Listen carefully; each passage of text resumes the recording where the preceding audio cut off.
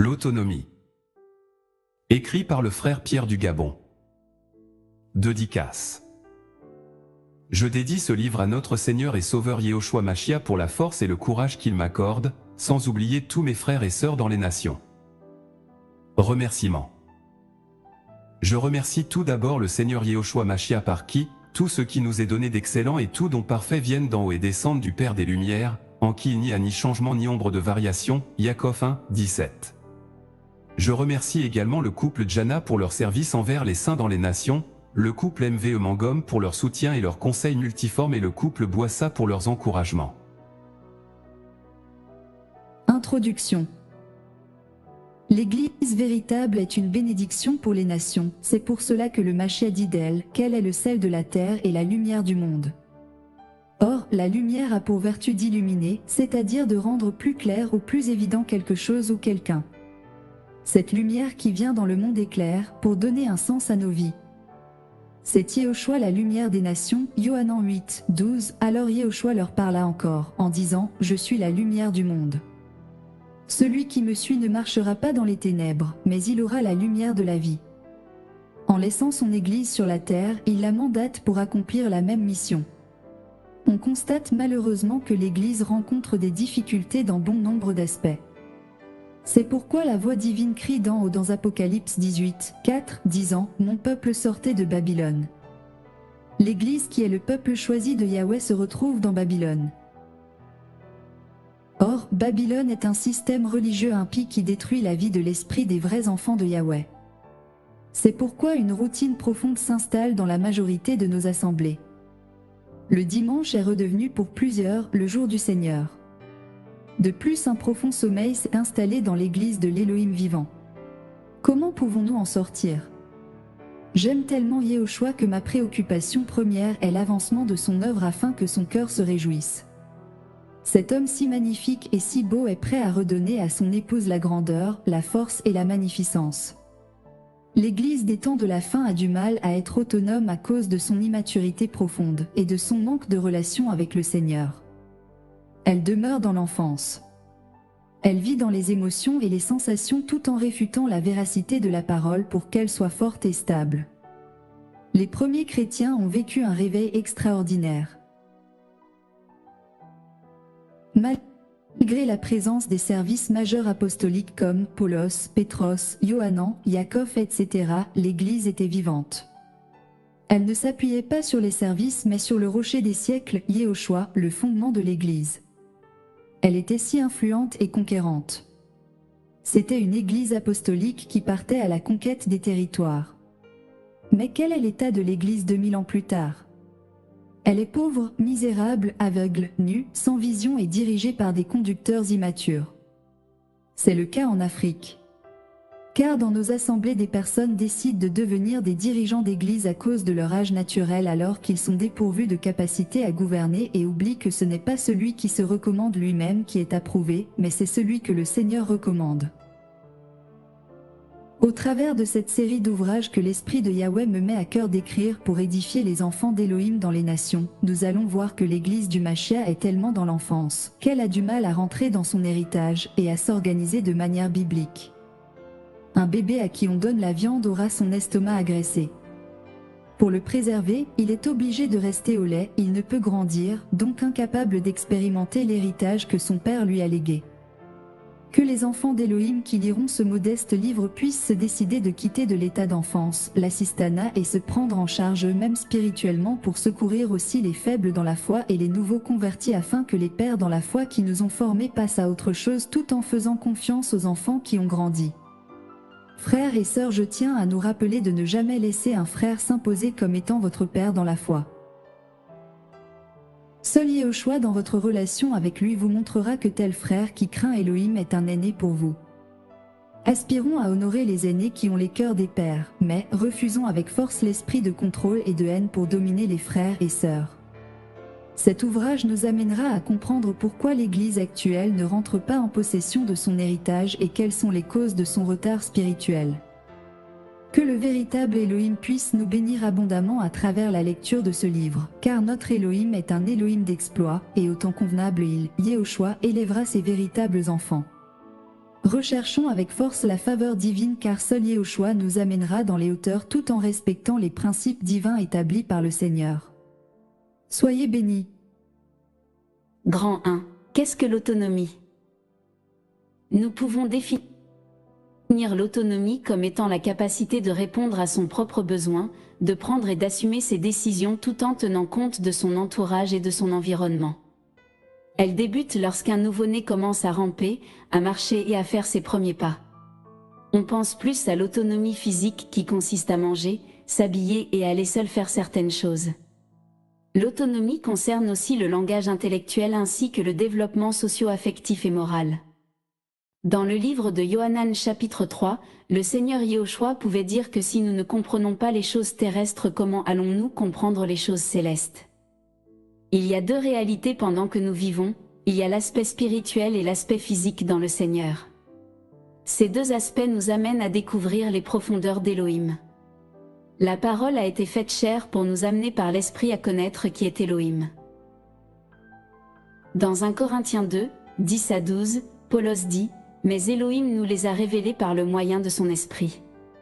Car l'Esprit sonde toutes choses, même les profondeurs d'Élohim. Qui donc parmi les humains connaît les choses de l'être humain, sinon l'esprit de l'être humain qui est en lui? De même aussi, personne ne connaît les choses d'Élohim, si ce n'est l'esprit d'Élohim.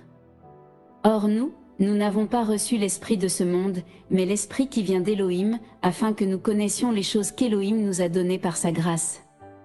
Puisqu'Élohim est esprit, alors sa connaissance des choses profondes ne peut se faire sans son esprit car Yehoshua nous dit « L'esprit vous guidera dans toute la vérité ».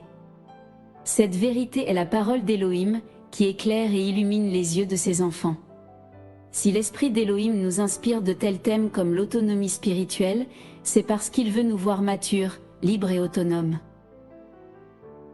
Un enfant ne peut être autonome, car tout ce qu'il fait est guidé par un tuteur, un aîné ou une mère, puisqu'il est immature et ignorant et qu'il a besoin d'un guide. En effet, Paulos dit dans Galates 4, 19, « Mes petits enfants pour qui j'éprouve de nouveau les douleurs de l'enfantement, jusqu'à ce que Machia soit formé en vous. » L'apôtre avait fait le constat que les saints de Galatie n'étaient pas considérés comme des jeunes gens, mais plutôt comme des petits enfants et avaient besoin constamment de l'aide d'un père dans la foi jusqu'à leur autonomie.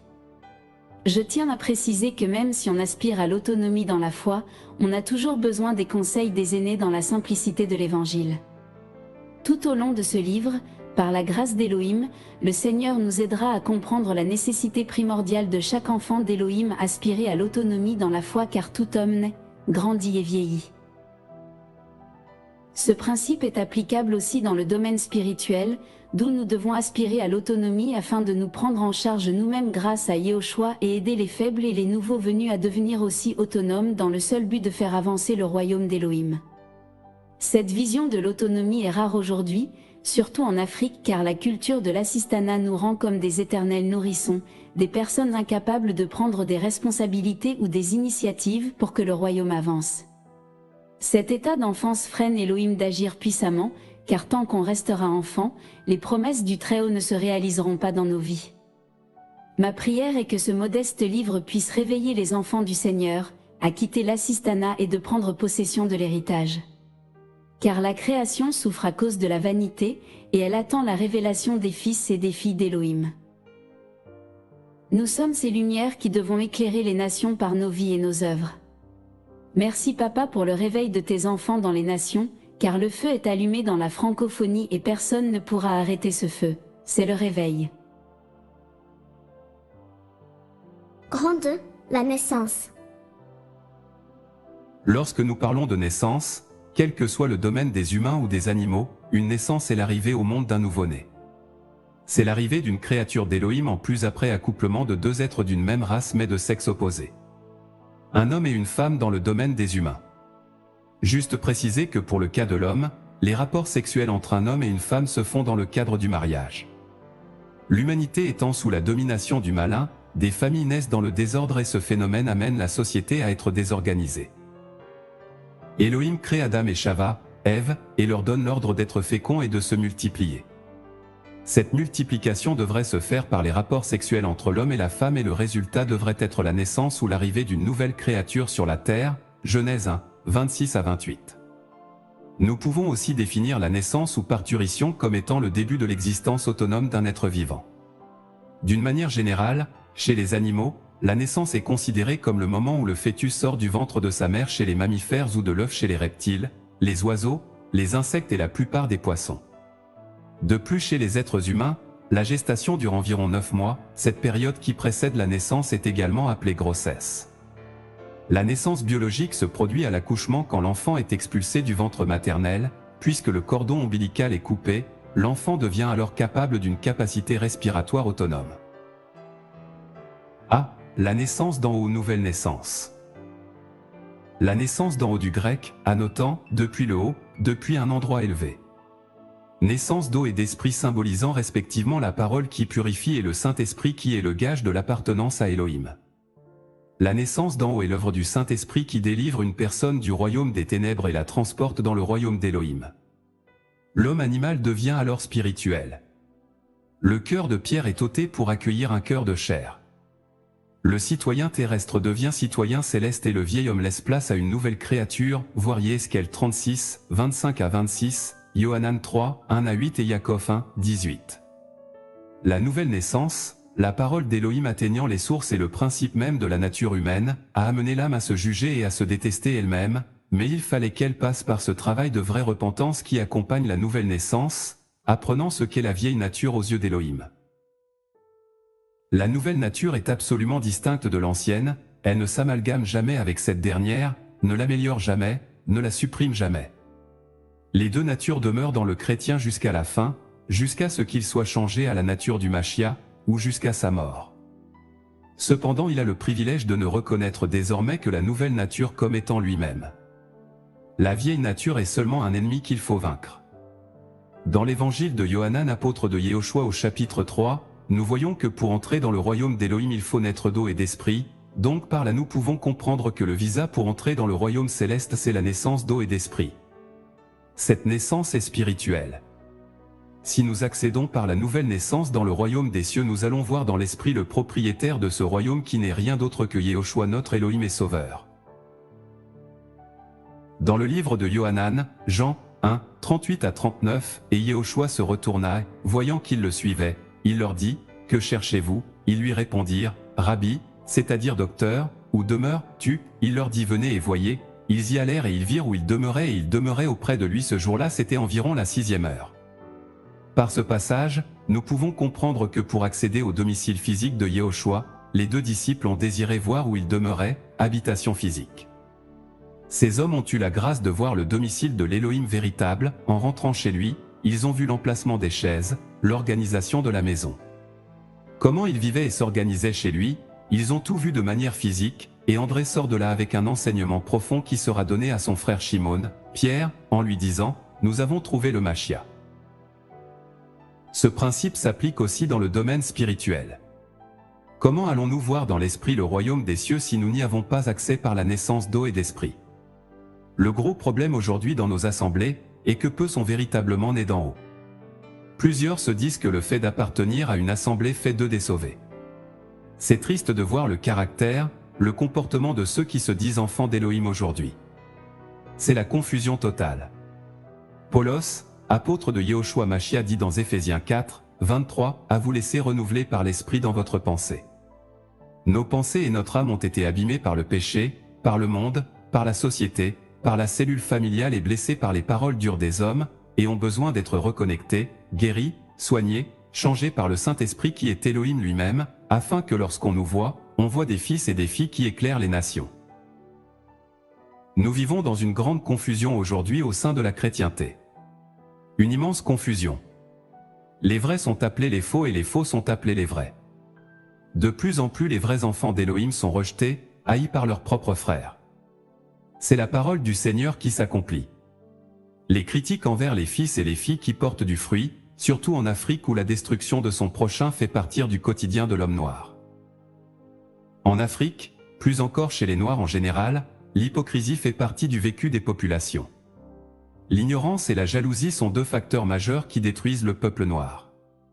Si nous ne réalisons pas la nécessité de naître d'en haut, au lieu de nous construire, de nous bâtir, de nous encourager mutuellement, nous allons vivre ce que nous vivons aujourd'hui dans nos assemblées, les divisions internes, les guerres charnelles, les relations hypocrites, la fausseté. Yehoshua lui-même pouvait dire une maison divisée contre elle-même ne peut pas subsister et l'ennemi dans sa ruse profonde a déstabilisé les hommes, la société par les divisions, ce qui amène des terribles guerres et des séparations dans l'histoire de l'humanité. Dans Matthieu 12, 35 à 36, l'être humain bon tire de bonnes choses du bon trésor de son cœur et l'être humain méchant tire de mauvaises choses de son mauvais trésor. Le mot bon dans ce passage vient du grec agato, qui signifie bon, agréable, joyeux, heureux, excellent, droit, honorable. Yehoshua nous fait comprendre par ce passage qu'un cœur transformé, né d'en haut, est un trésor, et des bonnes choses, des bonnes mœurs, de l'amour, de la compassion, de la miséricorde, de la patience sortiront de ce cœur. Ce cœur qui a reçu le Seigneur Yehoshua manifestera pleinement le caractère ou la vie de notre Seigneur, le modèle par excellence. Je l'aime tellement que mon désir le plus profond est de lui être agréable, de tenir bon par sa grâce, car les temps qui arrivent sont de plus en plus mauvais. Nous le voyons par l'abandon de la foi de plusieurs enfants d'Élohim. Que les vrais enfants d'Élohim dans les nations aspirent à une transformation profonde des cœurs car Élohim dit, l'homme regarde à ce qui frappe aux yeux, mais Yahweh regarde au cœur. 1 Shemuel 16, 7, il y a toute une vie dans nos cœurs, pensons à ce que notre priorité soit de veiller au cœur par la grâce de Yehoshua. B. La lumière. D'après la langue française nous pouvons définir la lumière comme quelque chose qui sert à éclairer, ce qui illumine et qui rend les objets visibles. Un individu d'un riche savoir, d'un mérite transcendant, d'une intelligence extraordinaire, d'une clarté d'esprit peut aussi être défini comme étant une lumière. La lumière éclaire. Elle nous rend aptes à voir les choses de manière visible et à voir dans l'obscurité où nous allons. Ce n'est pas de cette lumière physique dont Yehoshua nous met à cœur d'en parler. Nous voulons par la grâce du Père parler de la véritable lumière qui, en venant dans le monde, éclaire tout homme, quelle que soit sa race, qu'elle soit blanche, noire, jaune ou rouge. L'homme a remis la gouvernance et l'autorité provisoirement au diable par la chute d'Adam et Chava. Notre ancêtre principal à nous tous, par la chute et la désobéissance au commandement d'Élohim, lui qui était en relation intime dans le jardin d'Éden avec son Créateur, qui jouissait des grands privilèges de cette forte relation s'est vu trompé par l'ennemi et initié à une sagesse démoniaque et charnelle. En désobéissant à la parole divine, l'homme ne savait pas tous les dégâts que cela allait entraîner. Dans cette rébellion vis-à-vis de Yahweh, Adam ne savait pas que derrière ça, se cachaient les guerres, les famines, le racisme, l'homosexualité, la culture africaine, la traite des Noirs, le capitalisme, la politique, la religion, la haine, les catastrophes naturelles, les murmures, le divorce et tout autre phénomène qui détruit le monde. Le sang de l'homme a été infecté par une maladie qu'on appelle le péché. Désormais tout homme qui n'était infecté par cette maladie comme un VIH spirituel qui tue progressivement. C'est Paulos apôtre passionné de Yehoshua Mashiach qui dit dans Romains 3, 23, « Car tous ont péché et n'atteignent pas la gloire d'Élohim ». Le mot péché vient d'un terme grec, amartano, manquer la marque, manquer le chemin de la droiture et de l'honneur, s'éloigner de la loi de Yahweh. Le péché est la violation délibérée de la loi divine et l'absence de la droiture. L'homme, créé à l'image d'Élohim, a volontairement violé cette loi par la ruse et la jalousie de l'ennemi et plongea l'humanité tout entière dans le chaos et des profondes ténèbres.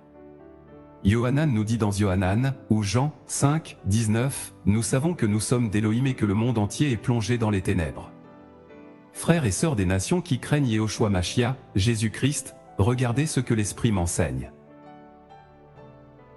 Voyez, vous la beauté physique extraordinaire qu'il y a dans les villes développées, les villes extraordinairement construites, éclairées comme New York City, Washington DC, Paris, Dubaï, Bruxelles, Rabat, pour ne citer que cela, des villes où quand vous mettez les pieds, vous ne voulez plus retourner, mais le Seigneur nous dit toutes ces villes sont dans les ténèbres. Le noir total, le chaos total, le péché dans son paroxysme, physiquement des très belles villes, mais dans les ténèbres spirituellement. C'est dans ce chaos total que la lumière arrive pour éclairer ceux qui sont dans les ténèbres. Yohanan 1, 9, cette lumière était la véritable lumière, qui en venant dans le monde, illumine tout être humain.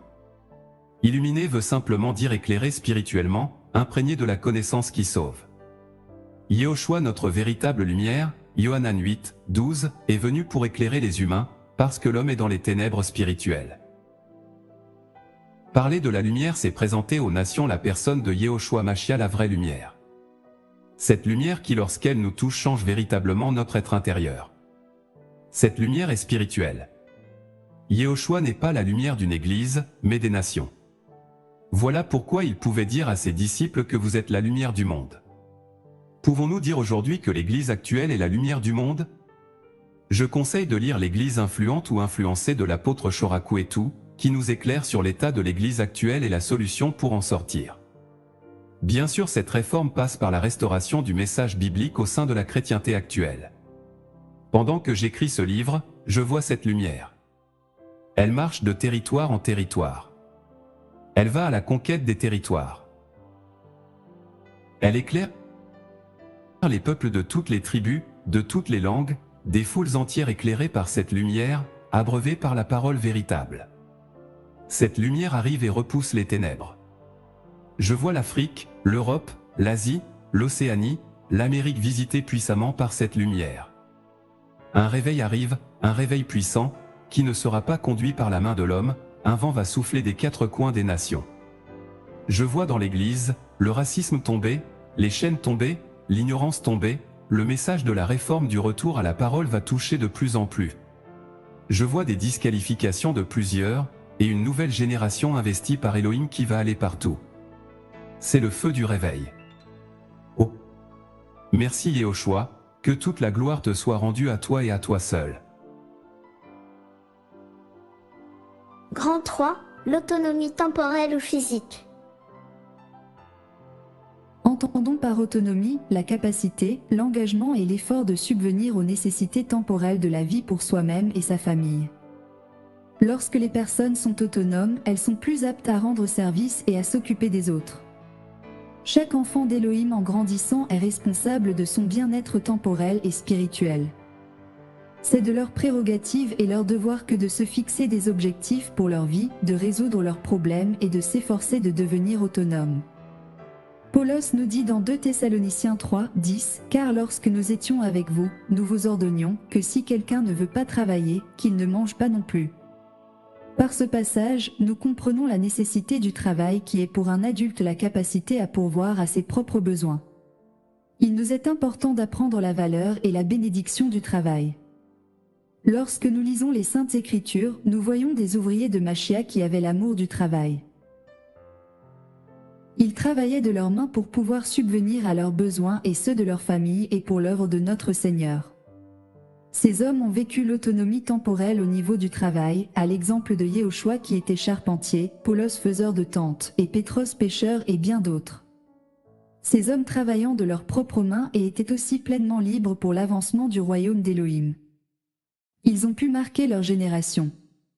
Le constat qui est fait aujourd'hui est que la majorité des enfants d'Elohim travaillent pour des entreprises privées ou publiques. Ces emplois nous occupent tellement, de sorte que nous n'avions plus de temps non seulement pour nous, mêmes mais aussi pour nos familles et pour l'œuvre d'Elohim. Par conséquent, nous ne réalisons que peu de choses pour l'avancement du royaume de Yehoshua. En fait, ces entreprises sont devenues aujourd'hui comme les travaux forcés de l'Égypte au temps auquel Pharaon imposait aux enfants d'Israël des charges lourdes pour les empêcher de servir Yahweh, Shemo, Exode 1, 11 à 14. C'est un système babylonien mis en place par les impies dans le dessein de faire de nous des captifs du travail.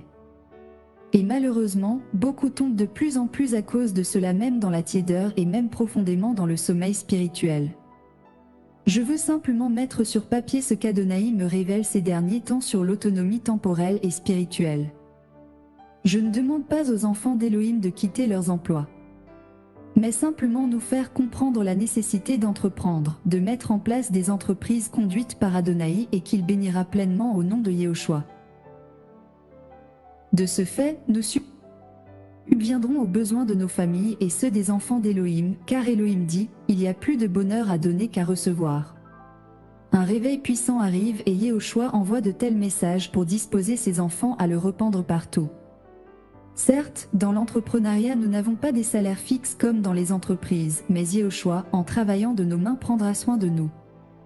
Il nous donnera de quoi vivre dans le quotidien, de quoi payer nos loyers et nos charges. Nous devons simplement sortir de la paresse qui est une arme forte de l'ennemi et aspirer à devenir autonomes dans tous les domaines de notre vie, car l'autonomie nous amènera à aller plus loin avec Yehoshua. Le chemin de la perfection exige de vivre l'Évangile chaque jour. S'efforcer de devenir autonome temporellement, c'est mettre en œuvre tous les principes de l'Évangile de Yehoshua Mashiach. La parole nous dit que le monde entier est sous la puissance du malin. Si l'esprit d'Élohim ne nous révèle pas les choses profondes et cachées, nous resterons dans l'ignorance. L'ennemi est tellement rusé qu'il a mis des pièges partout, même dans nos lieux de travail. Plusieurs frères et sœurs n'ont plus le temps de prier et de méditer à cause de la charge du travail, et d'autres se voient accumuler les responsabilités croyant qu'ils sont indispensables mais dans un but de les tuer spirituellement. Le manque d'intimité et de communion fraternelle en famille entraîne le sommeil spirituel et malheureusement des foyers sont affectés car les enfants ne reçoivent plus l'éducation des parents, mais des nounous, gardiennes d'enfants. Ma prière est que chaque enfant de Yahweh, en lisant cet ouvrage, aspire à être autonome tout en demandant à Adonai les stratégies pour pouvoir accéder à un emploi autonome. Il y avait la vie et la puissance dans la première Église. Elle vivait constamment dans le feu de l'esprit car Yehoshua était au milieu d'elle. Mais 2000 ans plus tard, le constat de l'Église est alarmant. L'Église est pauvre en esprit, médiocre, sans puissance spirituelle. Elle a des conducteurs qui n'ont pas des visions, certains d'entre eux ont un esprit de contrôle communément appelé esprit de Nicolaïte, généralement présent en Afrique. Des chefs africains se déclarent anciens alors même qu'ils n'ont pas de fruits. Puisse Elohim nous susciter de vrais conducteurs dans les églises implantées par les vrais frères qui aiment le troupeau de Yahweh. L'église actuelle vit avec ses moyens financiers dans le luxe, l'opulence, avec des véhicules de marque mais reste sans vie.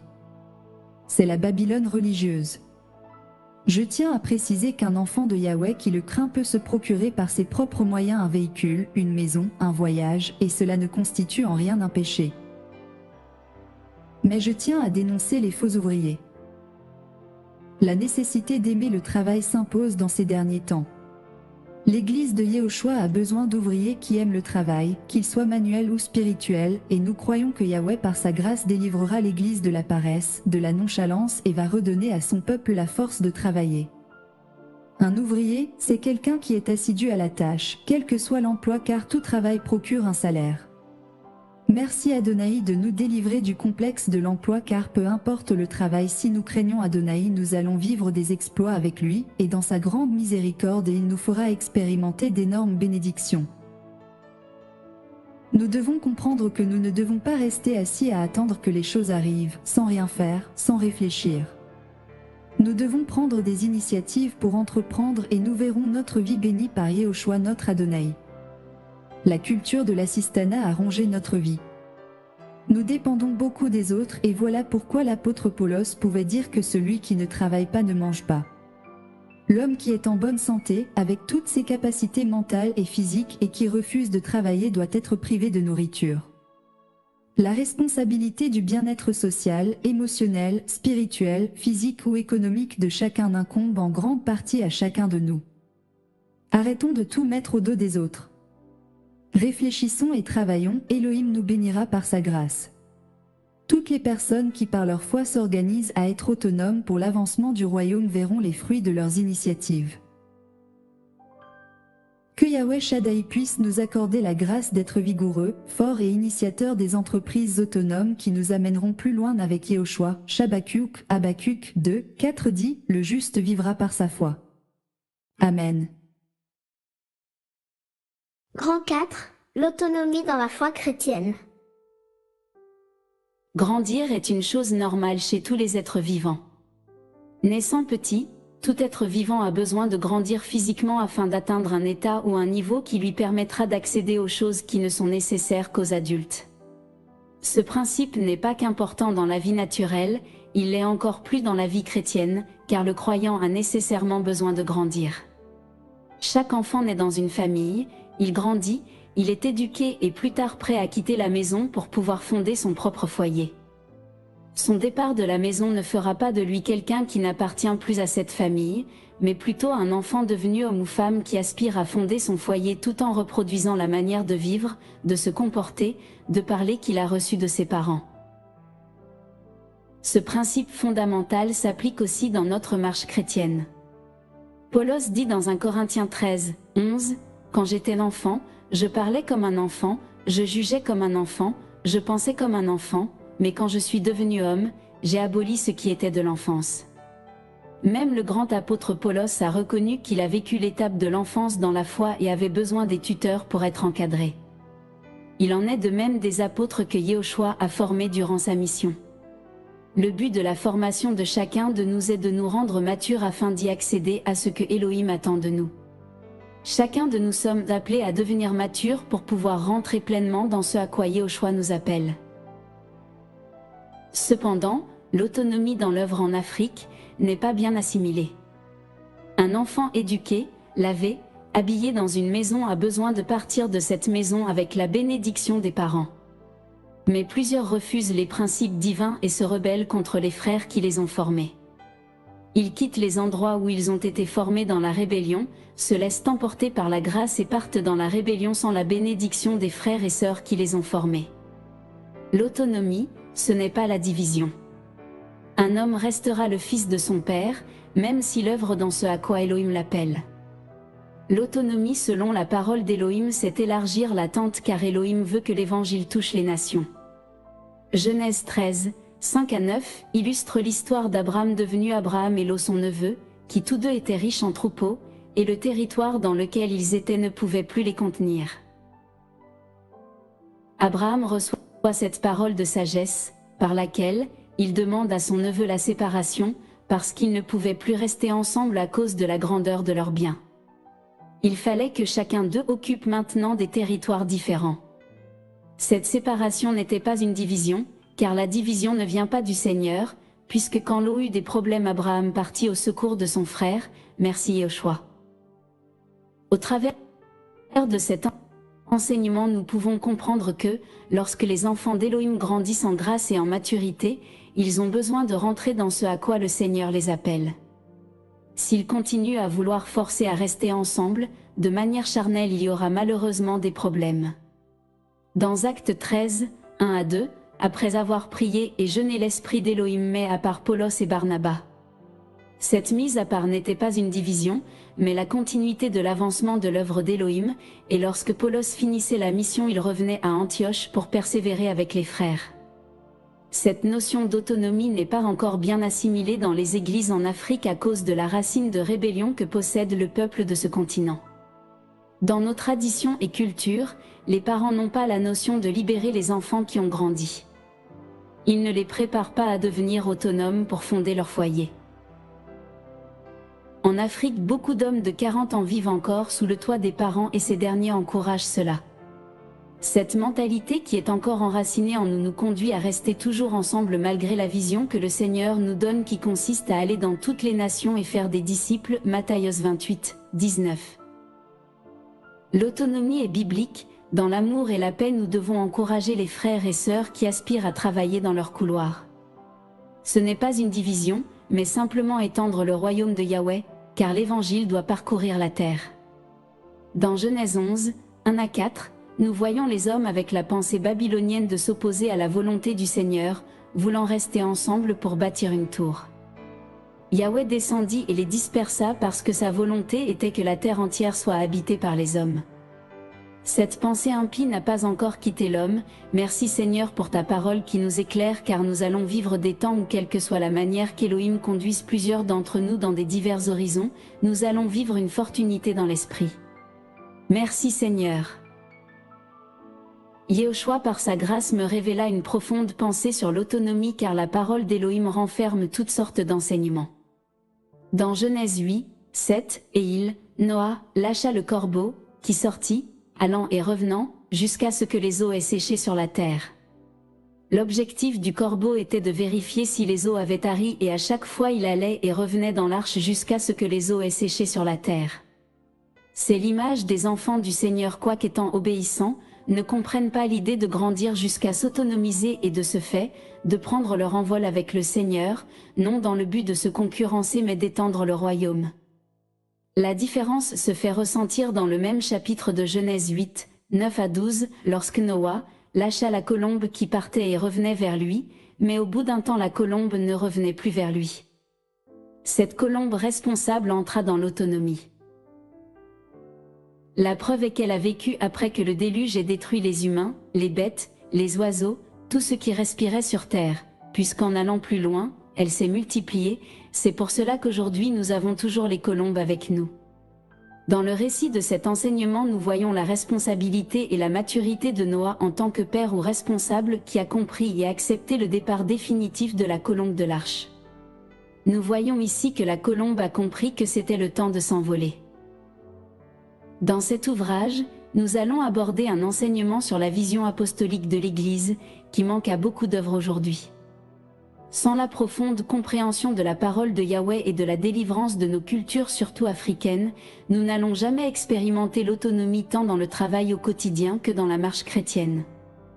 Que le Yahweh Shaddai amène ses enfants dans une pleine maturité car le monde entier a besoin d'être éclairé, et seuls les fils et les filles entreront dans l'héritage. Merci Yehoshua. Grand 5, la croissance spirituelle. Le verbe croître fait référence à grandir, s'intensifier, se développer jusqu'à maturité, augmenter en quantité, en volume. Croître peut encore s'entendre comme étant quelque chose qui grossit, qui s'étend, qui s'agrandit. Ce phénomène aussi réel dans le monde visible est aussi une belle réalité dans l'invisible. Parler de la croissance chrétienne, c'est toucher les profondeurs de la parole de notre Adonai Yehoshua puisqu'Élohim dans sa toute-puissance veut que nous croissions dans la foi, afin d'être des hommes et des femmes faits pour la seule gloire de son nom. Comme nous le savons tous, un enfant naît, grandit et vieillit. Ce phénomène est aussi applicable dans le domaine de la marche chrétienne. Jacob 1, 18 Parce qu'il a voulu, il nous a engendrés par la parole de vérité afin que nous soyons en quelque sorte l'offrande du premier fruit de ses créatures. Par ce passage nous comprenons que nous avons été engendrés par la parole de la vérité, c'est-à-dire que l'évangile véritable est la semence incorruptible.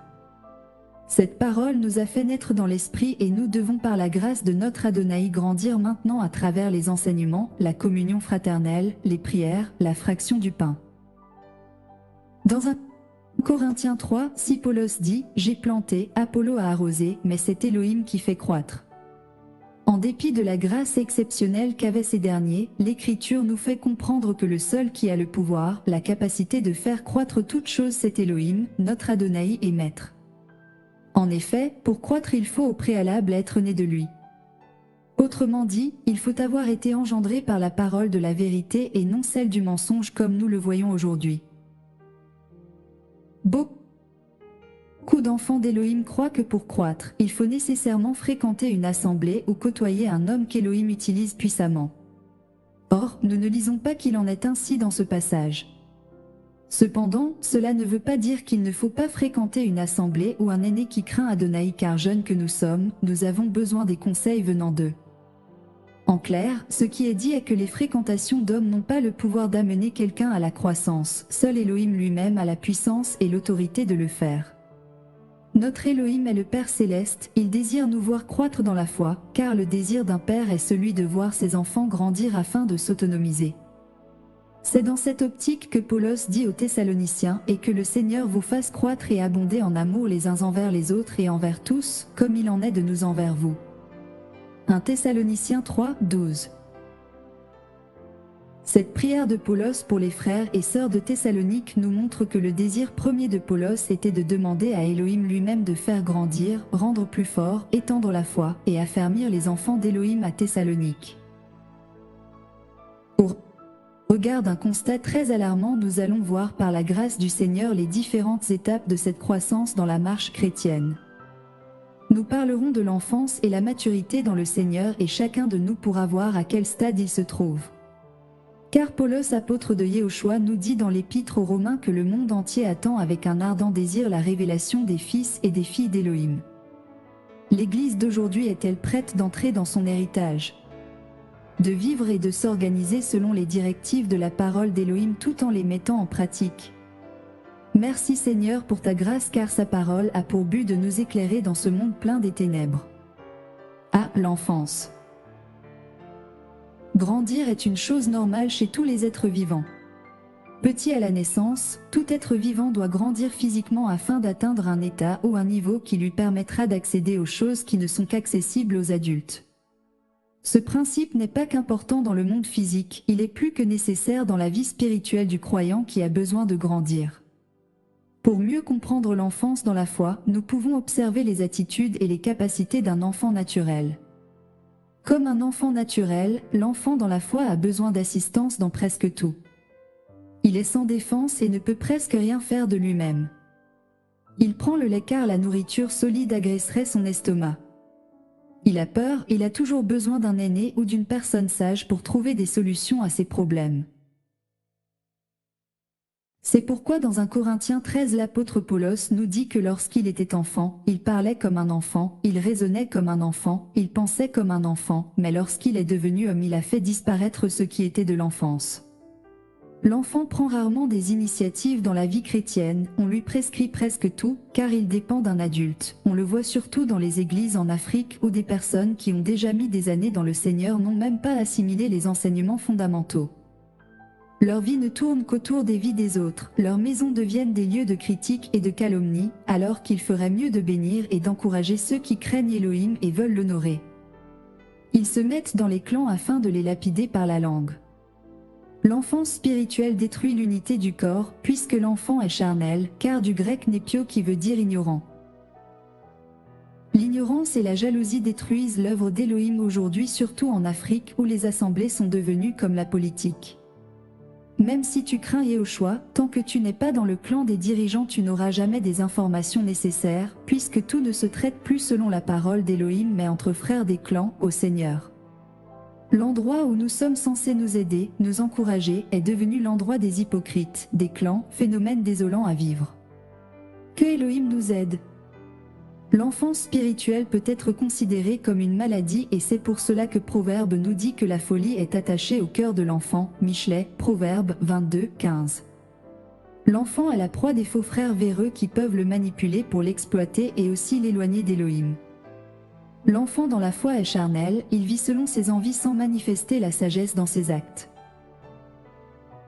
L'enfant dans la foi est encore au stade des rudiments de la foi, il a besoin de grandir, les choses simples de la marche chrétienne sont pour lui des efforts. Il y a de cela quelques mois que Yehoshua me donna un songe, où j'étais dans une voiture avec un ancien. Le véhicule était vieillissant, l'ancien était au volant, quand le véhicule s'arrêta tout seul. Je suis descendu pour ouvrir le capot et redémarrer par le moteur en vain. J'ai mis assez de temps pour redémarrer mais rien, j'ai levé mes yeux et j'ai vu un véhicule neuf avec des jeunes qui venaient, je me suis embarqué rapidement et j'ai laissé l'ancien seul avec le vieux véhicule. À mon réveil, Yehoshua m'enseigna que je suis resté pendant longtemps avec des enfants qui se disent mûrs parce qu'ils prêchent, enseignent tout en étant charnels. Il fallait que je me sépare d'eux pour entrer dans une nouvelle vision. Bien sûr que lorsqu'on décide de se séparer d'avec les faux frères et sœurs qui fréquentent nos assemblées nous sommes taxés de tous les noms, mais comme Pétros mieux vaut obéir à Elohim qu'aux hommes, Hébreux 5, 12 à 14, vous, en effet qui depuis longtemps devriez être des ministres, vous avez encore besoin qu'on vous enseigne les premiers rudiments des oracles de Elohim, vous en êtes venus à avoir besoin de lait et non d'une nourriture solide. Or quiconque en est au lait n'a pas l'expérience de la parole de justice, car il est un enfant. Mais la nourriture solide est pour les hommes faits, pour ceux dont le jugement est exercé par l'usage à discerner ce qui est bien et ce qui est mal. Un enfant ne peut pas hériter des biens de son père tant qu'il restera enfant. La Bible nous enseigne que notre père spirituel est Yehoshua lui-même, et nous avons aussi des pères dans la foi, qui sont des aînés qui craignent Elohim. Un vrai père dans la foi encourage, corrige par l'exemple, il aime malgré les frustrations, comme Yehoshua qui lors de la tempête marchait sur les eaux et Pétros lui demanda de faire comme lui, et en bon père, Yehoshua lui demande de venir aussi marcher sur les eaux. Pour le cœur de notre Seigneur, son désir profond est que nous soyons comme lui, il n'était pas jaloux de Pétros, il n'a pas dit à Pétros reste à ta place tu es jeune, il a dit viens. Où sont ses pères ? Elohim merci que dans ces temps déserts quelques-uns se distinguent, merci Seigneur. On parlera d'un véritable père dans la foi dans le témoignage de la mission au Congo Pointe-Noire. L'enfant a besoin de grandir pour ne plus rester sous la charge des autres, car lui aussi en grandissant doit pouvoir prendre les autres en charge. Faire l'œuvre de Yehoshua consiste aussi à assister les autres. Cela est très important pour l'avancement du royaume d'Élohim. Demeurer enfant pendant longtemps peut nous rendre inutiles en tant que serviteurs aux yeux d'Élohim. L'enfant aime l'assistana, il ne prend pas d'initiative, il stagne et devient stérile par la suite s'il n'y a pas de croissance. Élohim me disait que dans l'œuvre il y a beaucoup de grâce, mais peu sont adultes, capables maintenant comme les apôtres de rentrer dans l'héritage du Père. Un enfant est semblable à une poule, il ne reste que sur la basse-cour avec les autres poules et constate les envols de l'aigle.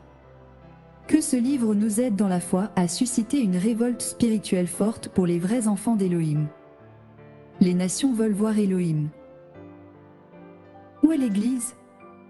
Elle est dans l'enfance, occupée à son bien-être social, sans vision, charnelle, sans force, mais Élohim s'est réservé un reste qui croîtra jusqu'à maturité. B. La maturité. Dans le mot maturité, nous avons mature et mûr. La maturité est un état de ce qui est mûr. La maturité est l'état d'un développement complet. La maturité spirituelle est le fait de devenir de plus en plus semblable au Mashiach. Dans Luc 6, 40, il est écrit « Le disciple n'est pas au-dessus de son docteur, mais entièrement équipé, il sera comme son docteur, devenir semblable au docteur, c'est lui ressembler de plus en plus dans le caractère. » Le mature spirituel est principalement caractérisé par sa capacité à pouvoir se prendre spirituellement en charge. Il n'a pas besoin qu'on lui dise quoi faire pour sa santé spirituelle avant de le faire. Il apprend à développer une relation intime et particulière avec Élohim sans intermédiaire ni assistance, ce qui lui donne une autonomie spirituelle qui par la suite lui permettra de prendre soin des autres, des nouveaux convertis et des faibles dans la foi.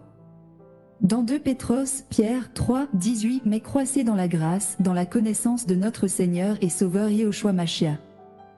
À lui soit la gloire maintenant et jusqu'au jour d'éternité. Amen. Par ce passage, l'apôtre nous exhorte à croître, à grandir et à devenir mature dans la foi, dans la connaissance de Yehoshua, car le mature spirituel est un croyant utile à Élohim, une pierre vivante importante pour l'avancement de l'œuvre d'Élohim ici-bas et la progression de la grande mission.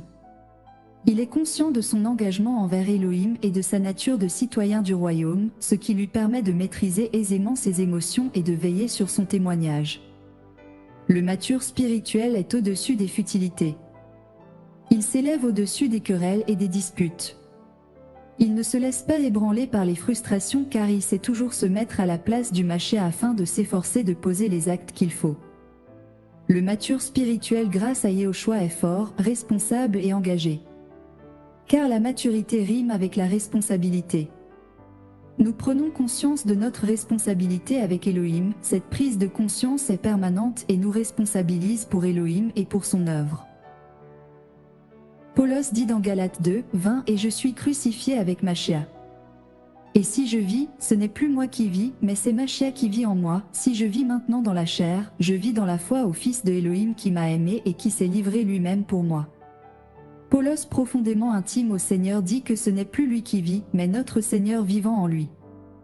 Paulos s'était oublié, pour laisser place pleinement au Seigneur, de tels engagements pour le Seigneur ne pouvaient qu'être accompagnés de telle gloire. Nous ne devenons pas matures en un seul jour, il faut du temps pour le devenir. Nous devons aussi par la grâce du Père désirer avec force de grandir, s'efforcer de grandir dans la foi, afin d'être utiles pour le Seigneur. Élohim veut des hommes et des femmes productifs, qui portent du fruit par leur vie d'abord et à l'œuvre à laquelle le Seigneur les appelle. Plusieurs enfants d'Élohim dans ces temps de la fin ont remis leurs dons et grâce à d'autres personnes, oubliant que Élohim veut que nous travaillions afin que le don que nous avons reçu grandisse. Être stérile, c'est être improductif, quelqu'un sans fruit, qui n'engendre pas, 2 Pétros 1, 3 à 8.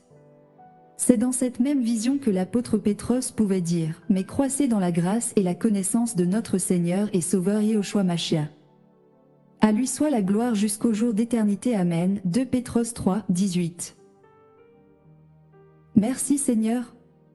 Que les vrais enfants d'Élohim plantés dans les nations par le Seigneur grandissent et que les vies et les œuvres glorifient notre Papa céleste. Amen. Grand 6. L'état de l'Église actuelle. Pendant que je pensais au Seigneur, un jour dans mon lieu de travail, Yehoshua m'enseigna en me disant, « Mon fils, un vrai serviteur d'Élohim, c'est un homme qui m'aime et qui ne cherche pas à être vu. Un homme qui ne cherche pas à rendre son nom grand, mais qui se laisse façonner par moi et qui reste effacé pour me laisser pleinement vivre en lui. Cette vie, je la vois avec mon Père dans la foi. » Paulos, apôtre de Yehoshua, dit dans Philippiens 4, 9, « Ces choses que vous avez apprises, reçues, entendues et vues en moi, mettez-les en pratique, et l'Élohim de paix sera avec vous. » Paulos, apôtre de Yehoshua, dit, « Ce que vous avez vu en moi, donc à travers les actes et la vie quotidienne de l'apôtre, on voyait le Machia. » Paulos s'est sacrifié pour ses frères et sœurs dans la foi. Il était tellement amoureux de Yehoshua que son intérêt particulier était de voir le royaume d'Élohim avancer. Pétros, apôtre de Yehoshua, dit, « Je n'ai ni argent, ni or, mais ce que j'ai, je te le donne, au nom de Yehoshua Machia, le Nazaréen, lève-toi et marche. » Ce passage montre que Pétros et Yohanan n'avaient pas d'argent cependant, ils étaient zélés et déterminés à tel point qu'ils n'étaient pas focalisés sur leur situation sociale, mais sur Élohim, le tout de leur vie. Pétros, étant rempli de l'esprit, a transmis cette vie aux paralytiques et le résultat fut le miracle. Mais où sont ces hommes? L'état de l'Église actuelle est très grave. C'est l'Église de Laodicée à laquelle la richesse matérielle et le bien-être social sont poursuivis de fond en comble. C'est une Église tiède, morose, sans vision, affaiblie par l'amour du monde. Le Seigneur reproche cet état en disant, « Tu ne sais pas que tu es malheureux, misérable, pauvre, aveugle et nu. » Apocalypse 3, 17. L'Église des temps de la fin est pauvre spirituellement et aveugle, quelle honte! Paulos dit dans Philippiens 2, 21, « Car tous cherchent leurs propres intérêts, et non ceux de Yehoshua Machia. » Paulos nous enseigne par là que la plupart des croyants sont trop occupés à satisfaire leurs besoins au lieu de servir le Machia. Autrement dit, beaucoup sont occupés et privilégient leurs propres affaires en oubliant de passer du temps dans la formation des frères et sœurs. Alors que, pour devenir un ouvrier qualifié, il faut nécessairement suivre un apprentissage. La responsabilité de former incombe au père dans la foi mais aussi aux fils qui prennent le relais. C'est pourquoi Paulos avait préparé Timothéo à poursuivre l'œuvre en son absence. Il encourage les jeunes chrétiens à apprendre, à observer et à écouter pour pouvoir ensuite prendre des responsabilités. Les chrétiens mûrs doivent enseigner, être des modèles et remplir parfaitement leur rôle pour pouvoir ensuite transmettre le sens de la responsabilité à d'autres. Un tel processus est porteur de renouvellement en termes d'enthousiasme, de vision, de méthode et d'énergie. Nous devons revenir aux fondements bibliques. La parole d'Élohim est une lampe qui éclaire. Que Élohim dans sa toute-puissance nous porte de l'avant car l'Église est née dans la gloire, elle partira dans la gloire. Merci Yehoshua. Les dirigeants de l'Église actuelle.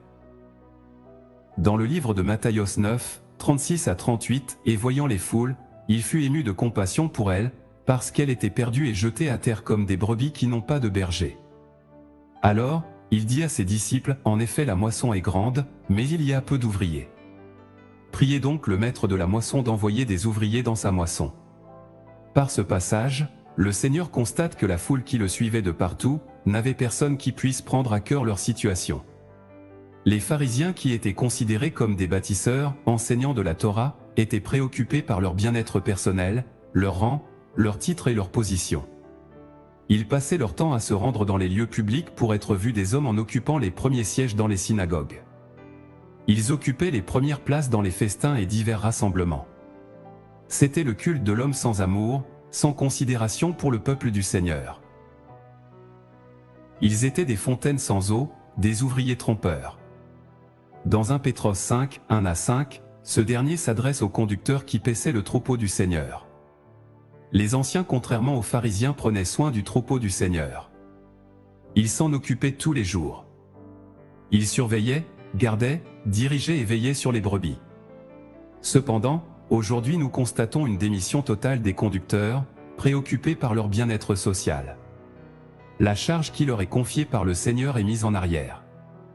C'est pour cette raison qu'aujourd'hui, le troupeau n'a point de berger. Il est vrai que nous devons davantage fixer nos regards sur le berger par excellence Yehoshua, mais Élohim a donné à l'Église des bergers humains pour prendre soin des brebis du Seigneur. Nous remarquons qu'il y a partout la démission, la faillite et la ruine des conducteurs. de grandes organisations ecclésiastiques préfèrent les richesses matérielles et sont influencées par la politique. Des dénominations et des sectes revendiquent la loyauté et le soutien de leurs adhérents tout en enseignant des doctrines antiscripturaires sur l'Église. Les réunions d'église constituent une liturgie sans vie et en rite desséchant qui présente les hommes et non Yehoshua. Beaucoup d'enfants d'Élohim sont corrompus par le levain du modernisme et de l'évangile social, évangile de la prospérité, qui ont remplacé le message de la grâce rédemptrice. B. L'esprit babylonien. La liberté est l'état d'une personne affranchie de la servitude pour vivre une vie de bonheur et de paix. Une personne liée ne peut pas servir Elohim. C'est dans cette optique que Paulos, apôtre de Yehoshua, dit dans 1 Corinthiens 7, 23, « Vous avez été achetés à un grand prix, ne devenez pas esclaves des humains. » Ce grand prix a été payé par Yehoshua à la croix de Golgotha. Yehoshua est venu pour libérer les captifs afin de nous apporter la délivrance, Colossiens 12 à 14, la sanctification, Yohanan 8, 32 à 36, la connaissance. Le Seigneur nous a affranchis pour que nous vivions dans la liberté. Yehoshua dit dans sa parole, « Allez et faites de toutes les nations des disciples » Matthios 28, 19. Cette vision donnée par le Seigneur aux premiers chrétiens est une vision de conquête, une vision qui vise à propager l'Évangile aux quatre coins des nations avant sa venue imminente. Yehoshua, en vivant sur terre, allait de lieu en lieu faisant du bien et guérissait les malades de toutes sortes de maladies. Son but n'était pas de s'enfermer dans un enclos, mais de propager le message céleste car il est le modèle par excellence. L'Église des temps de la fin a perdu la vision, le zèle, le message, la force et le courage pour tout concentrer sur le roi. La vision apostolique est basée sur l'enseignement de la doctrine chrétienne, la formation des saints, l'implantation des nouvelles assemblées, la défense de la saine doctrine. Car un aîné qui ne forme pas et qui ne pense pas à la relève n'a rien compris du Seigneur. Permettez-moi encore de mettre l'accent sur les églises en Afrique dans lesquelles il y a la guerre des titres, la haine, la jalousie et la concurrence qui en fin de compte les détruisent. La méchanceté de l'homme africain fait en sorte qu'il détruit ou casse l'endroit où il se trouve, soit par la langue soit par la violence, car l'homme africain non régénéré est culturel et méchant et viole. Aujourd'hui, c'est difficile de trouver une œuvre en Afrique dans laquelle la guerre de direction ne se trouve pas, dans laquelle les aînés ne tuent pas les jeunes et les jeunes ne tuent pas les aînés. Cette guerre charnelle freine l'œuvre d'Élohim et donne accès à l'ennemi pour détruire les œuvres implantées par les vrais serviteurs d'Élohim. Deux choses détruisent l'œuvre en Afrique, la jalousie et l'ignorance. La culture africaine nous empêche pleinement de nous épanouir dans le Seigneur et l'hypocrisie de l'homme africain retarde notre croissance. La pensée babylonienne consiste à concentrer le pouvoir et l'action des hommes en un seul lieu. Cet esprit s'oppose farouchement à la vision céleste qui consiste à propager l'Évangile dans les nations. Cet esprit de contrôle travaille beaucoup dans les églises. L'apparence de la piété et le formalisme sont les vêtements portés par les religieux qui tissent des amitiés charnelles avec les vrais serviteurs d'Élohim, leur but est de les aveugler par les sentiments. Nous en parlerons en détail lorsque le domaine des faux frères sera abordé. Je veux juste dire ceci aux frères et sœurs qui craignent Elohim, ne nous basons plus sur la grâce, car nos églises sont remplies des sorciers, des faux, des voleurs, des menteurs, des tricheurs, des hommes et des femmes qui prêchent mais qui sont du malin. C'est la semence du malin. L'esprit babylonien refuse la reconnaissance d'autres grâces. Pour eux, tout doit tourner autour d'une seule personne. Une personne possédée par cet esprit refuse de voir les jeunes exceller plus que lui. Si un frère grandit en grâce et en maturité, tout va être mis en place pour le détruire, soit par la langue, soit par les fausses accusations. En vivant ces choses, les fausses accusations, les médisances, le Seigneur m'a appris à me taire, à tout remettre entre ses mains, car aucun humain ne peut arrêter un fils du royaume qui marche dans la crainte d'Élohim. Le roi David dit, « Craignez Yahweh, vous ses saints. Car rien ne manque à ceux qui le craignent. » Psaume 34, 10. La crainte de Yahweh est une tour forte, une bannière autour de ses fils. Nous assistons dans ces temps de la fin à une multitude d'assemblées dont les grâces n'arrivent pas à éclore, faute de vision apostolique.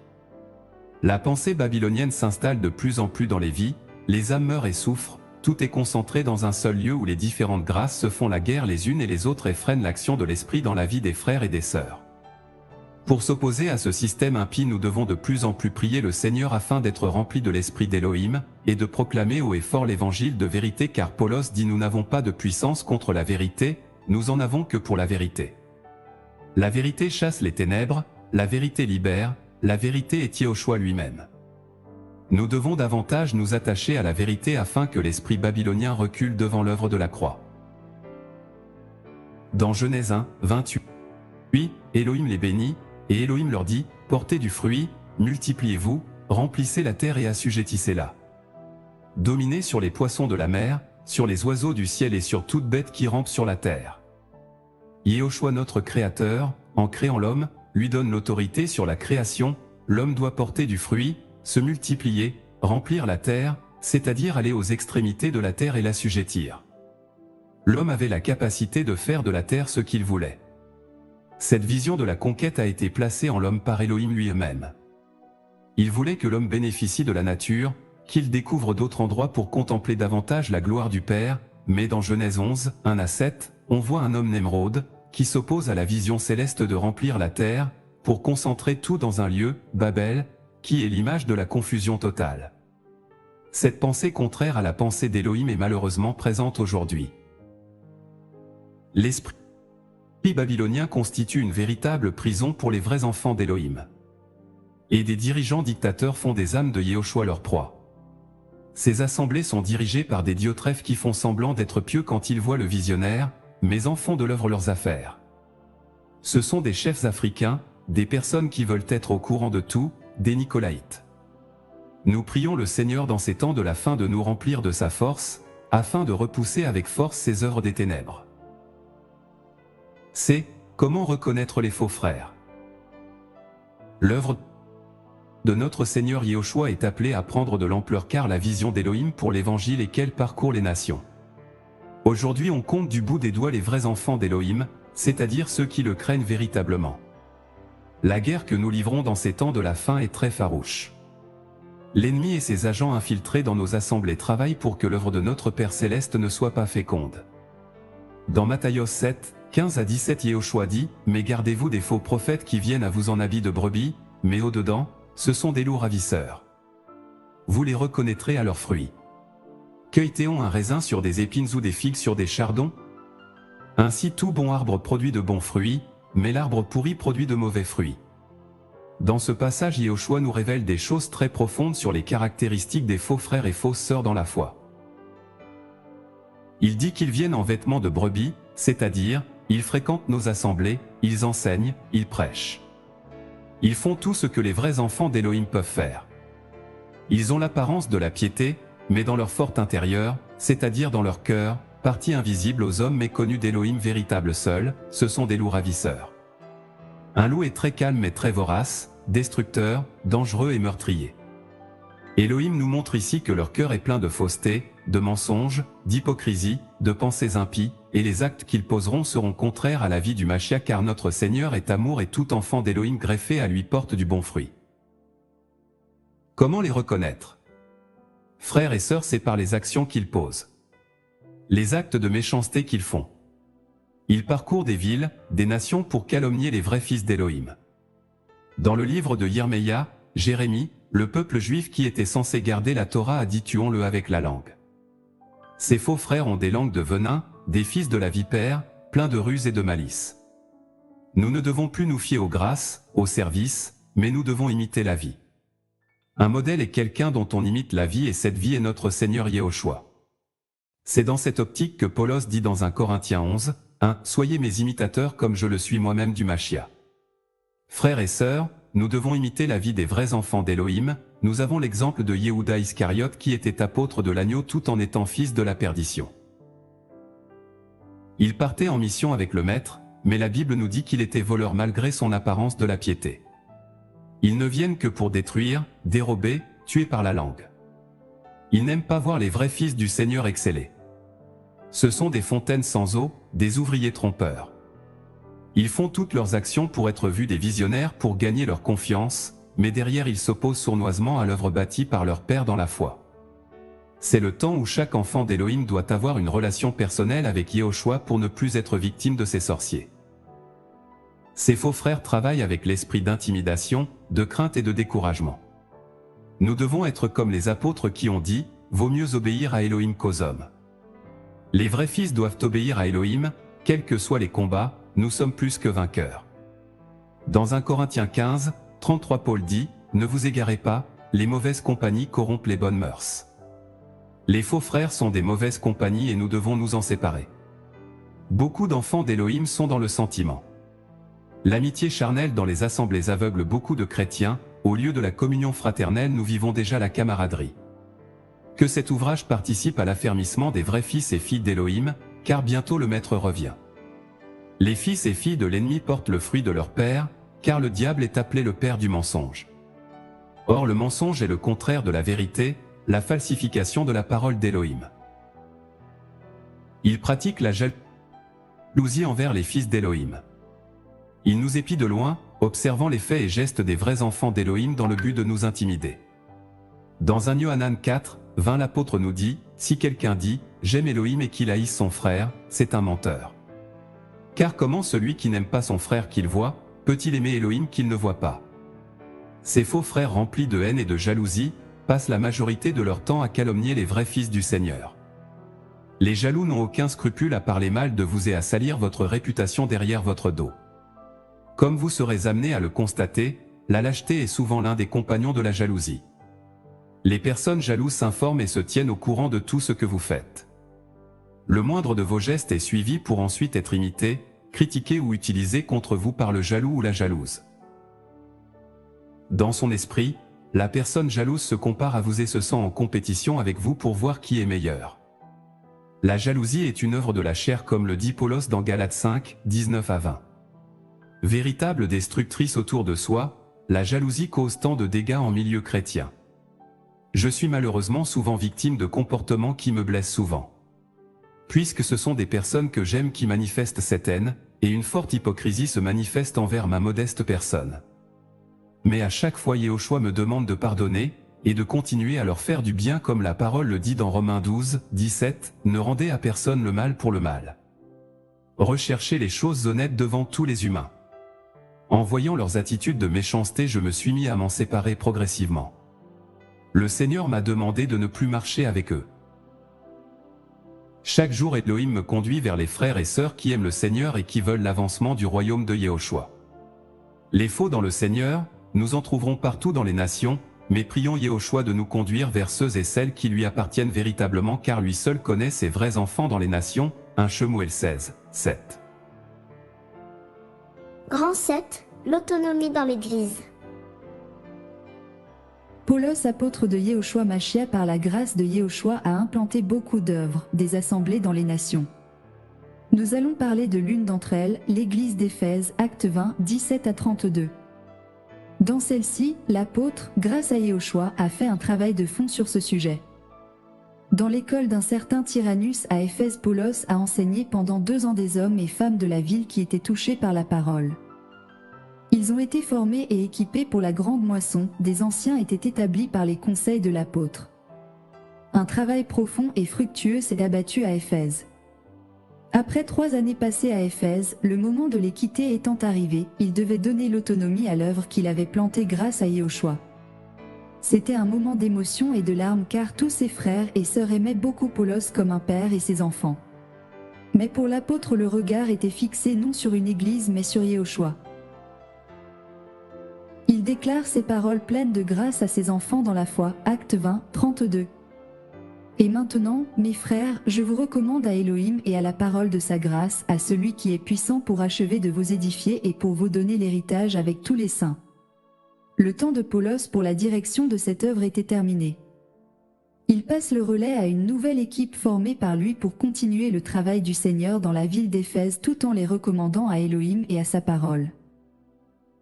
Dans 1 Corinthiens 3, 10, Paulos dit « Selon la grâce d'Elohim qui m'a été donnée, j'ai posé le fondement comme un sage architecte, et un autre bâtit dessus. Mais que chacun prenne garde à la manière dont il bâtit dessus. » Un architecte est quelqu'un qui a le plan de la maison. Paulos, comme un architecte, avait reçu de Yehoshua la révélation des réalités qui concernent l'Église et son fonctionnement. Mais hélas, pouvons-nous dire aujourd'hui que le modèle biblique laissé par les apôtres est observé? La majorité des assemblées sont prises en otage par les dirigeants même au sein des assemblées de la Réforme. Alors qu'il leur est enseigné de préparer une nouvelle équipe et de passer à autre chose après 3 ans, ils réfutent cet enseignement par leur attitude. Ce phénomène est surtout récurrent chez les Noirs car dans la culture noire il n'y a pas la notion de la transmission mais celle de la chefferie. Le sang du noir est infecté par ce virus de commander, de dictature, de jalousie, du refus de laisser les autres diriger. Même quand ils sont interpellés de laisser les assemblées aux mains d'une nouvelle équipe, ils feront semblant de partir, mais reviendront toujours parce que dans leur cœur, s'ils s'en vont tout va s'écrouler oubliant que le fondement de l'Église est le rocher des siècles, c'est-à-dire Yehoshua le Yahweh Shaddai. La culture des peuples est tellement profonde dans les vies des enfants de Yahweh aujourd'hui à tel point que les assemblées sont comme des petits royaumes dans lesquels des ministères s'accrochent au pouvoir et des jeunes qui ont la grâce dans la direction sont considérés comme des concurrents et doivent être obligatoirement exclus aux moindres erreurs des assemblées dans le cas échéant. Ils sont traités d'orgueilleux, oubliant la vision du Seigneur qui selon Colossiens 1, 28, c'est lui que nous annonçons en exhortant tout être humain et en enseignant tout être humain en toute sagesse, afin de présenter tout être humain parfait en Yehoshua Mashiach. Un vrai formateur est celui qui forme dans le secret. Un visionnaire voit au-delà de sa génération. Paulos en écrivant l'épître aux Colossiens pensait à ceux qui n'ont pas vu son visage dans la chair. Paulos nous a vus dans l'esprit. C'est cela un visionnaire. Nous sommes richement bénis dans les nations par ce ministère, par la vie du visionnaire, par sa discipline, par son obéissance vis-à-vis du Seigneur, son fonctionnement et son amour pour ses enfants dans la foi, qui pour la plupart le blessent. Mais comme Paulos et Timothéos, il y a un reste des vrais fils qui ne sont pas forcément vus, mais qui vont hériter de ce message et l'amener plus loin. Elohim, par sa grâce m'enseigna sur la vision « Va et libère mon peuple », vision donnée à un frère. Yehoshua me disait dans l'impératif « Va », il y a le mandat, l'autorisation. Dans le mandat et l'autorisation les portes sont ouvertes, les portes des continents et les esprits de ces continents sont soumis aux visionnaires à cause du mandat. Libère mon peuple, l'Église est le peuple de Elohim, emprisonné par la Babylone dans les profondeurs. Cette libération ne se fera pas par les armes blanches, mais par la révélation de Yehoshua dans les profondeurs afin d'expérimenter cette parole du Seigneur. Si le Fils vous affranchit, vous serez réellement libre. De plus en plus, Elohim enverra des éclairages aux visionnaires pour rendre libre un peuple plein du lait empoisonné par Babylone de sorte que les vrais fils et filles du Mashiach transporteront le message dans les 4 coins du monde. Par cette parole d'exhortation que Yahweh nous fortifie tout car le Maître revient. Que les vrais dirigeants après un temps laissent les assemblées à des nouvelles équipes sans s'inquiéter car l'œuvre d'Elohim prospère entre ses mains. Une assemblée autonome est une assemblée mature qui a pour fondement la parole de Yehoshua et qui travaille de manière apostolique dans le but de former, d'équiper, d'implanter des nouvelles assemblées et de conquérir des territoires pour honorer le nom d'Elohim. L'autonomie s'accorde avec la responsabilité au lieu de ne s'attendre rien qu'aux aînés dans la foi. L'assemblée autonome travaille de manière biblique, s'encourage mutuellement dans l'amour et dans la paix tout en ayant de bonnes relations avec les pères apostoliques qui ont implanté l'œuvre. Juste nous rappeler qu'un père dans la foi restera toujours un père dans la foi en dépit de l'autonomie qu'a l'assemblée ou l'œuvre. Par principe, nous devons être reconnaissants à ceux qui nous ont donné les bases dans la foi. Grand 8, le réveil. Pointe-Noire est la capitale économique de la République du Congo-Brazzaville, située à l'extrême sud du pays, 6 à l'ouest de l'Afrique sur la façade atlantique. La ville constitue le débouché naturel d'un axe de communication prépondérant entre l'Afrique centrale et les eaux internationales. Je tiens à mettre par écrit ce que j'ai vu lors de la mission à Pointe-Noire organisée par l'apôtre Shora Kouetou. J'ai vu, des frères et des sœurs, la dimension apostolique. Une marée humaine, des hommes et des femmes qui venaient de partout pour entendre la parole véritable de Yehoshua. Ils y avaient des baptêmes, des cantiques en langue lingala à la gloire de Yehoshua. Les missionnaires étaient venus du monde entier pour assister à ces temps de réveil. C'était la folie du réveil, la gloire du royaume. Notre continent est en train d'être visité par Yehoshua d'une manière exceptionnelle. Ce jour-là, j'ai pensé aux apôtres de la première Église, ces hommes qui ont vécu la gloire véritable du Mashiach. Nous avons commencé le programme dans un hôtel de la place, au 3e étage. Rien que le premier jour, la salle de l'hôtel ne pouvait plus contenir cette marée humaine. L'apôtre Shora était obligé, conduit par le Seigneur, à chercher un autre endroit, et grâce à Yehoshua au rez-de-chaussée nous avons pu avoir le parking qui a abrité les 2 autres jours. Une forte distribution des denrées alimentaires, des vêtements et des médicaments a été effectuée. Les veuves, les orphelins et les personnes économiquement faibles ont été assistés et visités, même les ONG de la place ont reçu un secours surtout à Brazzaville. Nous sommes en train de vivre un réveil par ce service apostolique mandaté par le Seigneur pour bénir les nations par l'éclairage de la parole accompagné des guérisons et des miracles authentiques. Malgré les combats, le Seigneur s'est fortement glorifié. Un transporteur qui est venu voir ce qui se passait a même fini dans les eaux du baptême. Quelle joie de voir le doigt d'Élohim toucher cette nation ravagée par des guerres incessantes mais restaurée par Yehoshua. J'adresse mes salutations à toute la grande famille en Yehoshua au Congo-Brazzaville. Tenons ferme car ce réveil va toucher même les nations en guerre. Yahweh est puissant pour faire cesser les guerres, soyons tous encouragés par ce livre, que rien de ce qui a été dit dans ce témoignage ne revienne à l'homme. Toute la gloire à notre Elohim le véritable et l'unique Yehoshua, mon papa d'amour. Conclusion.